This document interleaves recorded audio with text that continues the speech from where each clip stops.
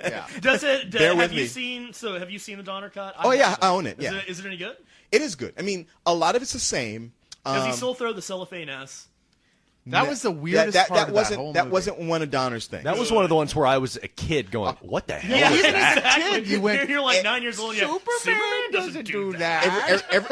Everything like that was not his. And some of Richard Lester's stuff they put in only because they have to do it to make the movie make sense, like to have an official ending to it. And I was kind of wondering about that because there's one scene in the Donner Last Son, where they have Bizarro breathing fire, which I guess, Bizarro is the opposite of Superman, so he can breathe fire instead of breathe ice. I've never heard of that before, and I was just like, where the fuck did that come from? See, that's the thing, is that you get some hotshot creator in there who's like new, and you're just glad to have him in the industry. You kind of let him run a little wild and trot over continuity and stuff like that. Thinking of a man of Richard Donner's years as the hotshot young Well, I mean, they were glad to have him, though. And he did a great job. I mean, not only that, but the art is Adam Kubert, who's Joe Kubert's son. Yeah. Very hot. I like the Kuberts. Well, what's so cool about it is funny because it is like they whatever has been going on with Superman for the last few years, they kind of went, fuck that. We're picking up from where the movies left off. Right. And I was like, how does this fit with everything else? But at the same time, I'm like, you know what? I haven't been reading Superman, so I'm fine to go with this. I know it. Superman is the book you expect to be retconned once you drop it for a year and come back. Everything changes once every 5-7 years. I swear to God, for 10 years, I would go and I would see Superman comics in the store. I'd look at the cover. It's like, God, it's so interesting. And I'd get it home and read it, and I'd go, what the hell was that?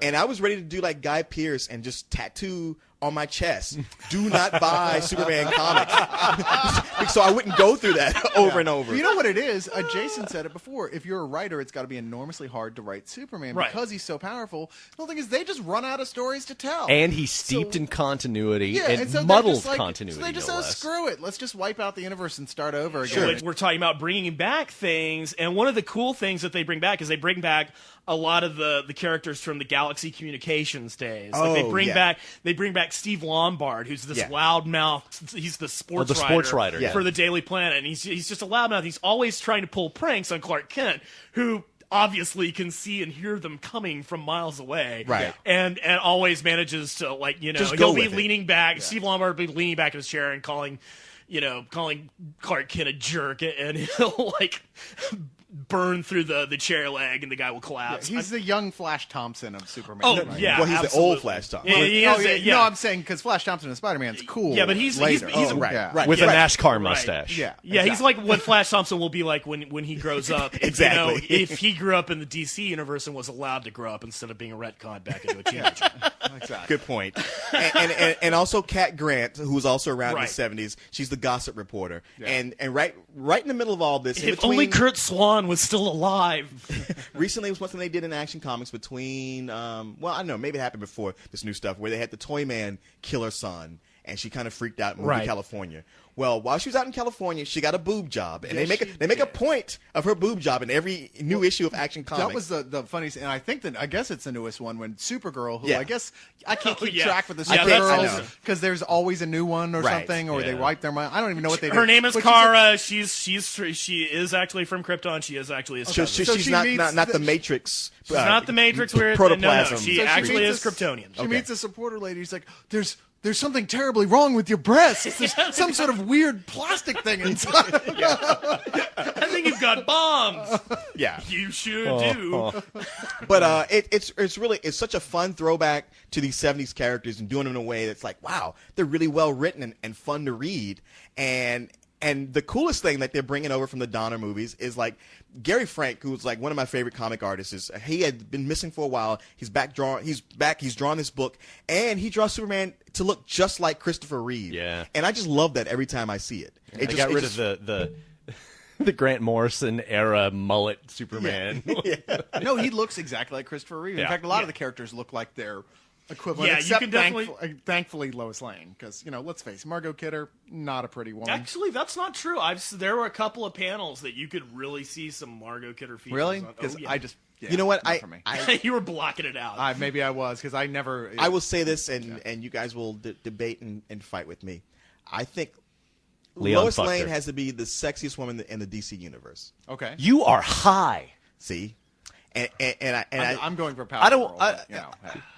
See, and I say this because Superman, who could have Power Woman, well, she's his sort of cousin, maybe. Is it Power Woman or Girl? It's Power Girl. Power Girl, I thought. Okay. But of all the humans, she's the one he picks. Yeah. And she always looks really... I mean, I know it's because it's my kryptonite, but come on, Lana Lang standing right there, and you pick Lois Lane. Fuck see, that. Dude, you're all about the redheads, and I'm all about the brunettes. Lana's all like, it's like, man, I will do anything for you, Superman. Whatever you want, I am your woman. He's like, yeah, I think I'm going to go for this woman who doesn't really like me instead. Dude, that's so hot. You have to win her over. Black Canary? Yeah, I was right Oracle, there. even in the wheelchair? Hey, she can't feel anything, but that's no different than any other woman Jason's ever been with. Yeah, it's not like Jason cares what they can feel. That just means she can't run away.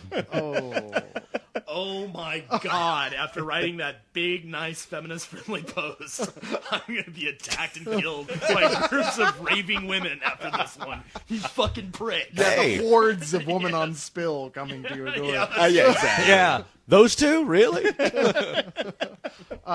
But, it's funny because this Action Comics run, the biggest brunt of it is the villain is Brainiac. Yeah, right. Who now it's Brainiac. I didn't know shit about, quite frankly, because I've never I didn't been know a that. big I didn't know that you didn't know. I was never a big DC Comics Because next guy. to Lex Luthor, Brainiac is the biggest. Yeah, I mean, outside of a few characters and more Batman than anything else, I just never really focused that much on Superman. He thought it was Lex Luthor and Richard Pryor. Yeah. I thought Richard Pryor was the next big villain after Lex Luthor. It's true. He can set himself on fire. It's funny because my original exposure to Brainiac was from the old Filmation cartoons, where he was just this android who wore short pants and white boots and could turn invisible. Oh yeah, he had horrible pants. Andy Warhol's That is Brainiac. Speaking of animation, that is one of the things that the Superman animated series did so well. They made sure a great villain out of Brainiac. They did. And they brought him back. They retconned his history to the point that he was like the central processing computer for all of Krypton, and he knew it was going to explode and told the council that everything was peachy, and he's the reason like Jor-El fell out with the council and they couldn't make a plan. He was like Shodan or something. He was really, really horrible. Yeah, and then like Krypton's like blowing up at the time. It's like, dude, how come you didn't tell us it was blowing up? He's like, oh, because you would have used all your resources to try to fix this, and I needed those resources. Sorry. I'm Smarter than you. You're I not gotta seeing go. the big picture. Yeah, he told Daffy Duck. He's like, look, it was either you or me, and it couldn't be me. I'm sorry, Kal-El. I can't do that.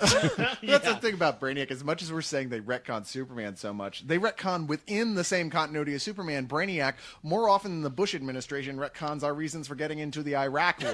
That's true. It's just insane. He's a green alien with short pants. No, wait, he's a skull, a big metal skull. They never stop, honestly. No, they never stop. And No, he's a real guy. No, this is the latest. He's the latest iteration of the Borg, essentially now. Well, the thing is with the new Action Comics, what they've done is it's like they've taken all these different retcon Brainiacs and just put them all together in one entity. Yeah. It's like the ultimate of like, hey, rather than deny all this stuff, I'm going to write it to where all of this is a part of it. And it's like, wow, once you do that, that really solidifies the whole thing. That's clever. It's clever. Yeah. The latest issue, the third part of the series that's out right now, shows on Brainiac's spaceship there's all these like little cities, little miniature cities that he's miniaturized, and that's straight out of the old comic book, and it's straight out of the animated series. Yes. That's what he did. He'd run around the universe and get a sample of the civilization, then blow the planet the fuck up. Yeah, yeah. Like, oh, I got what I need. I'll learn everything about you, and I don't need you around anymore. Yes, you will be uploaded and assimilated. Goodbye. And yeah, it's like the Borg, except he doesn't assimilate anything. Except with snow globes. He takes a sample and makes a snow globe out of it and blows you the fuck up. Yeah, basically, Brainiac is a pack rat. Yeah. he collects Hummels. Oh my God, you're like my mom, except with horrible, horrible superpowers. It's like, why the fuck do I still have Norman, Oklahoma? So as much as you guys talk about a Superman who like has no threats because he's so powerful, this Brainiac here is very powerful. I mean, it's like an alien abduction where he has Superman. He's oh, you're my prized possession. I have an actual Kryptonian. He wakes up Superman after getting knocked out, like the scene with Keanu Reeves in The Matrix when he first wakes up in The Matrix. He's pulling this weird, nasty, spiky tube out of his throat. Yeah, and nice. Pulling out like plugs out of his body, going, "What the fuck?" He's like, "Don't you know who I am? I'm Superman, bitch." Not to me, you're not. I've shown you what I can do with my eyes. It's cool. I'm super smart like Lex Luthor, except I got the power too, bitch. What you gonna do? Yeah. I'm trying to figure out why you picked Lois over Lana. It's the great redhead mystery of the universe. But yeah, these Action Comics, it was the co-host 3000 that turned me on to Action Comics to begin with. Yeah, because like I said, who is actually an extension of Brainiac. Yes, he is. That could be. He's Brainiac's kneecap. Right. Well, like he's I said, Brainiac's right testicle. I was not reading Superman comics anymore. He insists. He's like, Richard Donner, you got to read these. I'm like, Superman. He's like, look, I'll loan them to you. No, it wasn't even loan them. He's like, look, I bought these for you because I know you would like them. I'm like, okay. Well, fuck now, I gotta read. Yeah, and I was just like, holy upgrading shit. Your story. I woke up and he had tattooed them on my skin. He drew the panels on my very flesh. But one of the things, I mean, within the Last Son, if you haven't bought it, I hate to ruin it for you, but it's all about Superman finding Go ahead and ruin it up. a Kryptonian child. Yeah. No idea where it came from, and he's going to adopt it. Him and Lois, hey, they'll have their own kid. Yeah. Well, it turns out this kid is General Zod's kid from the Phantom Zone. Yeah. Because something weird went down in the Phantom Zone. And the fourth iteration of General Zod. Now, see, I didn't even know General Zod had ever actually existed. Multiple times. Oh, yeah. Very many different versions. Okay. Yes. And this is a version, while he looks nothing, it's the three Phantom Zone criminals from the movies, and they look nothing like they do in the movies, but they act exactly Ursa the same. kind of looks like. A little bit. The haircut's the same. Looks like a Eurotrash Joan Jett. Sure. Yeah. But one of the things I haven't picked up the collection. I just read it separately. There's an annual that kind of talks about like the fact that Mon-El from the Legion of Superheroes is in the Phantom Zone and can't come out, and that goes back to like the very first time he met Mon-El. That's like early Superboy, like early '60s. Yeah. When Mon-El and Superman first met, they thought Mon-El had amnesia. They thought he was a Kryptonian, and he ended up being exposed to lead. And he is not a Kryptonian. He's from a planet called Daxam, and lead is poisonous to them. And there's no cure. So basically, Superman had to put him into the Phantom Zone for all eternity until the 30th century, when the Legion of Superheroes figured out how to, which I believe Brainiac 5. Who is the descendant of one of the iterations of Brainiac, invented the cure to lead poisoning. That's what happens when you get mono. See, I'm bringing this all around because I have never had a date. There's also us back you're gonna have to wash the geek off that couch, man. Well, also included is a story that shit won't come out. About one of the criminals, Non, who is like the dumb criminal, who you find out was actually Jor-El's professor, named after the Indian appetizer. I was gonna say, I'm hungry again. I don't know about you. And he was the first one to go to the Kryptonian Council to say, like, look, Krypton's not doing so well. You're a heretic, and you're going to be lobotomized. I know. It's like, man, Krypton sucks. Well, the Council did. They were Kryptonians are dicks. If I was Jor-El, I would have said, fuck this planet anyway. Let's all leave first. See, that's what I think Al Gore is doing. Yeah.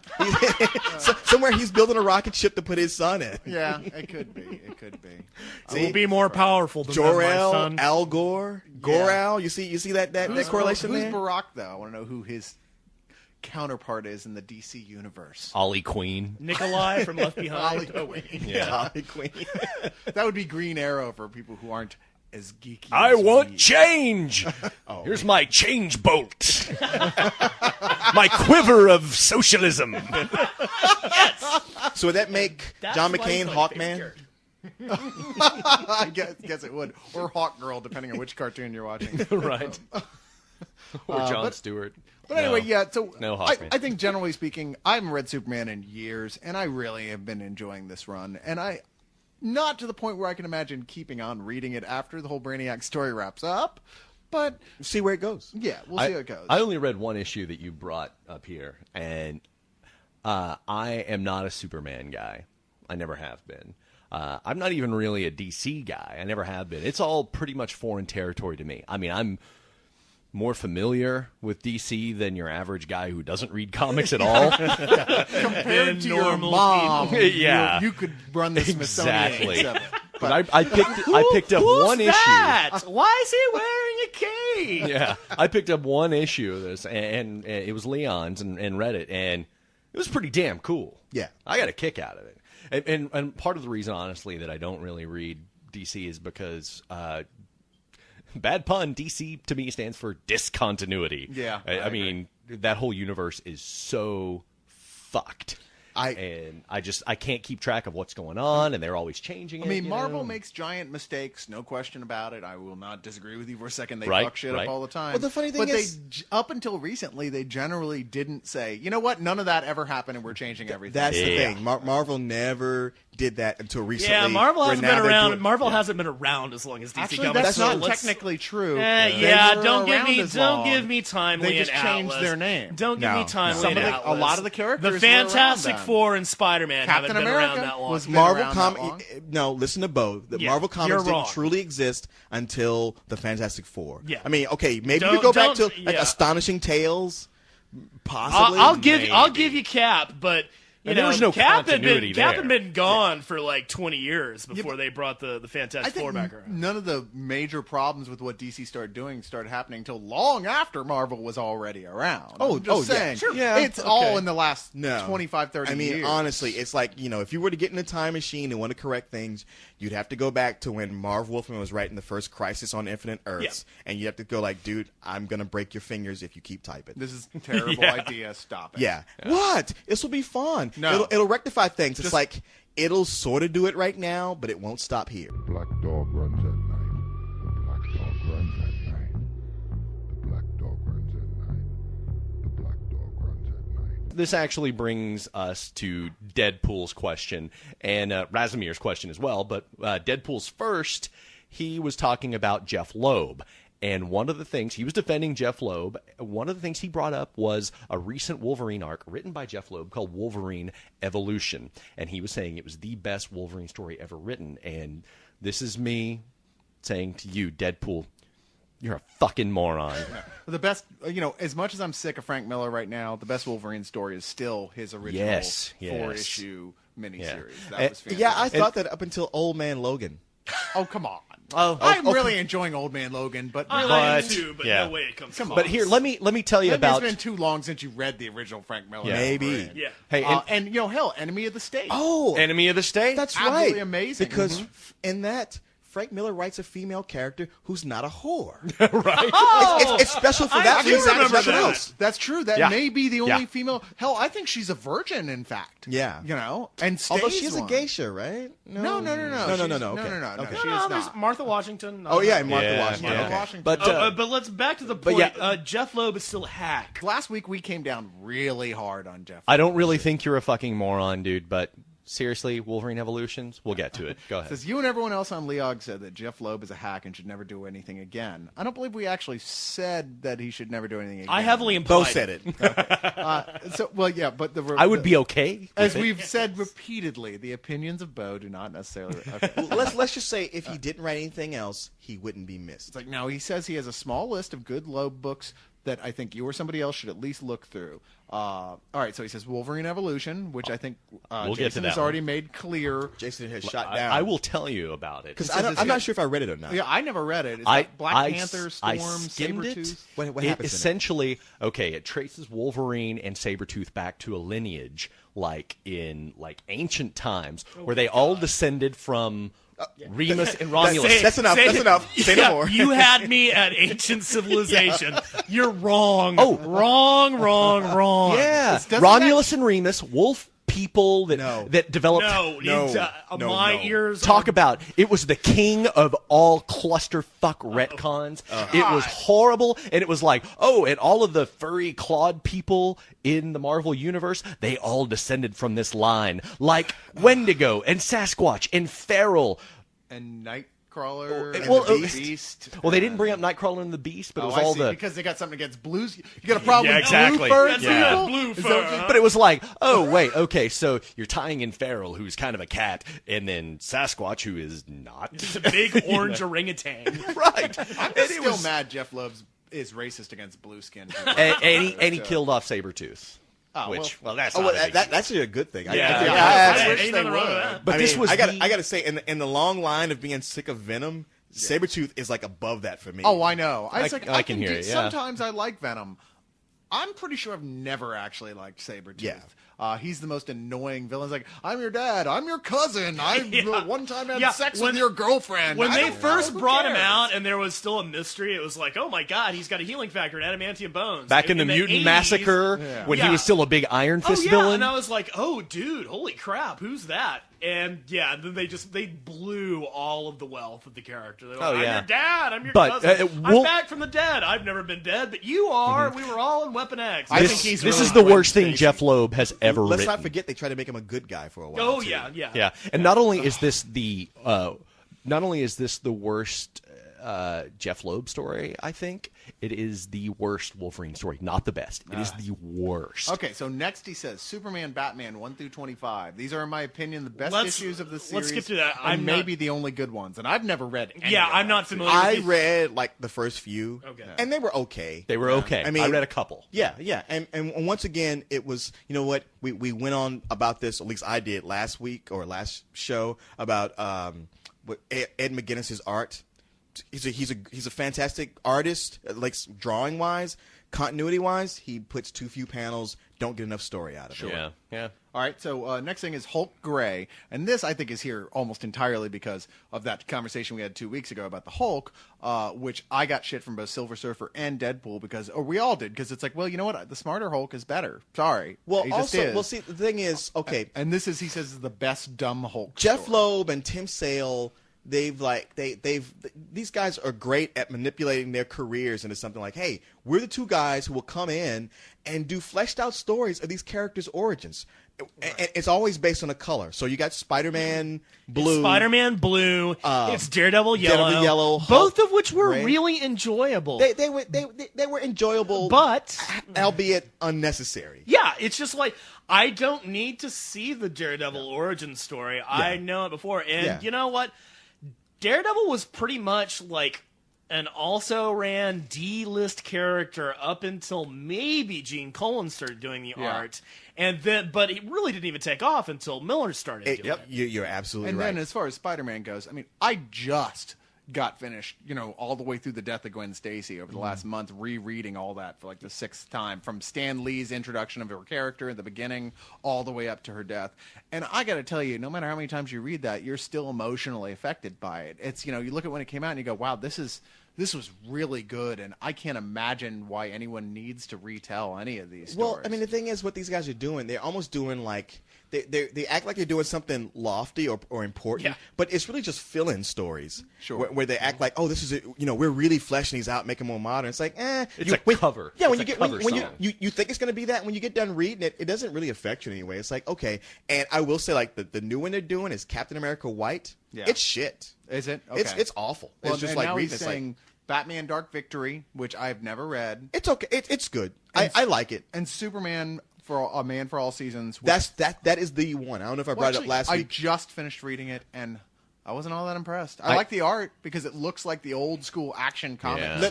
Let me say this. At the time that it came out, there hadn't been anything done like that. That was like their first project of this sort. And it was a real nice thing to come out because, like we talked about how, completely muddled the Superman comics were.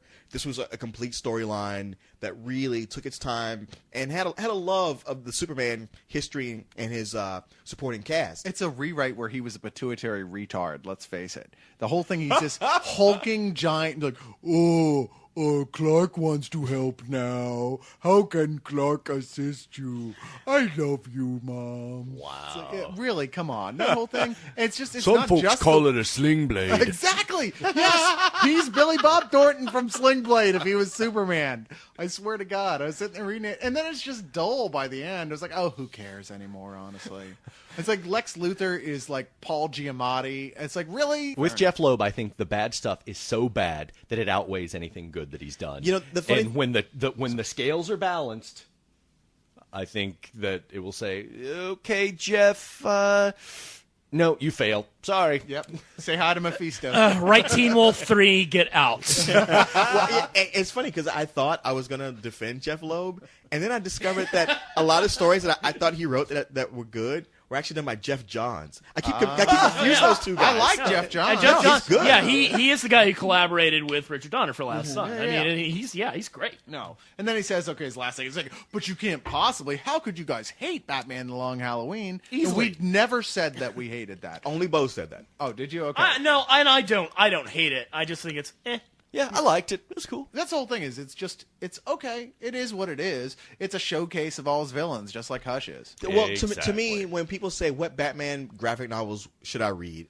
I always throw that one in because it's a good adventure for what it is. It introduces you to the characters if you don't know who they You're are right. It's a already. good introduction to Batman and his Yes, villains. and that's the reason why I include it. But I mean, as an it is no experience- Dark Knight, it is no Year One, it is As no an Killing Joke. experienced comic reader, it's not that memorable. And as Batman graphic novels go, one that nobody talks about because it's out of print is Prey, which was it's written by Doug Mensch and drawn by Paul Gulacy, and it's all about Dr. Hugo Strange, and it is the perfect Batman Year 2. Like, screw the real Batman Year 2 that was done by Todd McFarlane. Oh, yeah. That's a piece of shit. Todd McFarlane did a Batman year. I didn't even know this. It came I mean, out and everybody was like, "All right, this is gonna be great." Todd McFarlane, Batman. Okay, so I think that clears up on why we don't particularly like Jeph all that much. No. Yes. I'm sorry about his son dying, but Yeah, no doubt. I mean, well, nothing but sympathy. But you know, I mean, what are you gonna do? I'm glad he helped bring Heroes to TV, and I'm hoping the third season is an apology for the second.